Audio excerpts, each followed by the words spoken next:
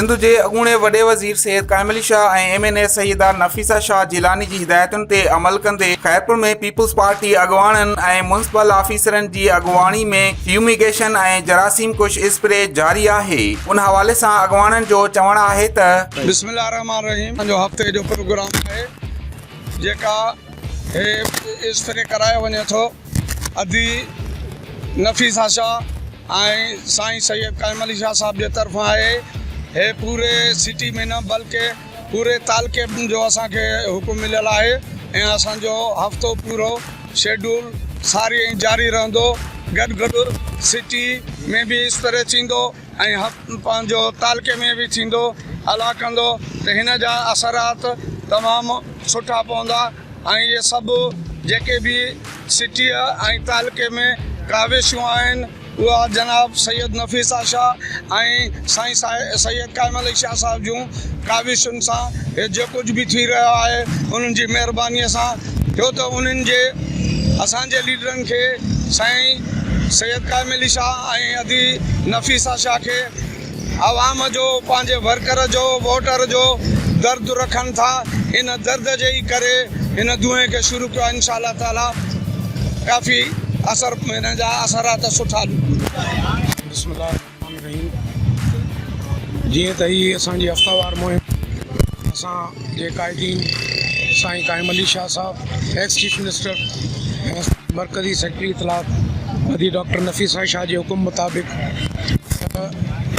सॼे खैरपुर में एंटी कोविड-19 जेका वायरस आहे उन के ख़िलाफ़ इंफेक्शन असां सॼी सिटी में हफ़्तेवार मुहिम हलाई आहे जंहिंजो अॼु चौथों ॾींहुं आहे। बक़ाया असांजा 3 ॾींहं इन्हनि 4 ॾींहंनि में असां मेन रोड्स मेन जेके शाहराऊं आहिनि उन्हनि खे एंटी क्लोरीन ऐं एंटी मलेरियल ऐं उन सां गॾु गॾु ॿियूं बि असांजूं इलाही जेके डिसइंफेक्टेड वायरल जेके असांजूं मेडिसिन्स आहिनि उन्हनि सां असां सॼनि रोडनि खे साफ़ भी कियो आहे जंहिंमें स्टेशन रोड खां वठी मरियम तोप ताईं असांजी मेहराण यूनिवर्सिटी वारो रोड अॼु असां सॼी सिविल हॉस्पिटल जे अंदरि सॼी स्प्रे ऐं इहो वॉशिंग जो अमल कयोसीं ऐं तक़रीबन असांजूं मेन जेके सिटी जूं शाहराऊं आहिनि उहे असांजूं कंप्लीट थी वियूं आहिनि। अॼु असां वार्ड्स जी इफ़्तिताह कयो आहे।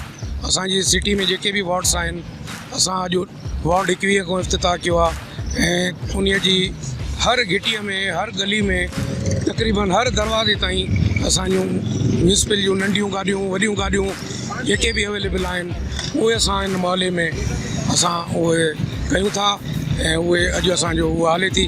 सुभाणे खां इहे असां वार्ड वाइज़ कोई वार्ड न छॾींदासीं काई घिटी न ऐं उहा असां इंशाअल्लाह भरपूर नमूने सां असां इहा हफ़्तेवार असां सां ताउन कनि इहो ताउन कनि त घटि में घटि घरऊं न निकिरनि। इहो तमामु ख़तरनाक आहे। पंहिंजो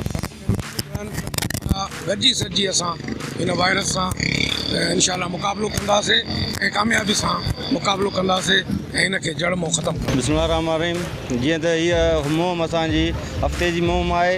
अॼु असांखे चौथो ॾींहुं थियो आहे। असां पूरी सिटी में असांजी मुहिम इहा आहे। पूरी सिटी में असां कोरोना वायरस जे हवाले सां पूरो असां स्प्रे पिया करायूं।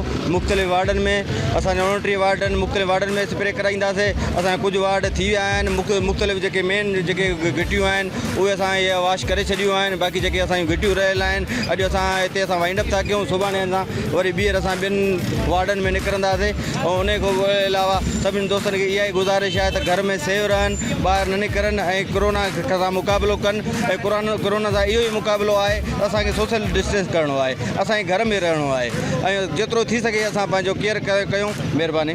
ही जेको कोरोना एंटी वायरस स्प्रे जेको थी रहियो आहे इहो सैयद कामिल अली शाह साहब अॻूणो वॾो वज़ीर ऐं अदी Nafisa Shah central information secretary Pakistan Peoples Party जे हुकुम तहत थी रहियो आहे ऐं इहो हर घिटी हर वार्डनि जे गली महले जे हर उन कुंड कुड़च ताईं वेंदासीं त जेसीं ताईं इहो स्प्रे जारी सारी रहंदो त जेसीं ताईं इहो कोरोना वायरस वबा पाकिस्तान मां ख़तमु नथी थी वञे ऐं इहो इंशाअल्लाह असां शुक्रगुज़ार आहियूं असां पंहिंजे लीडरशिप जा त जेको हुन इहो खैरपुर जी आवाम जे लाइ इहो जेको क़दम खयो आहे इहो सारा जोॻो आहे।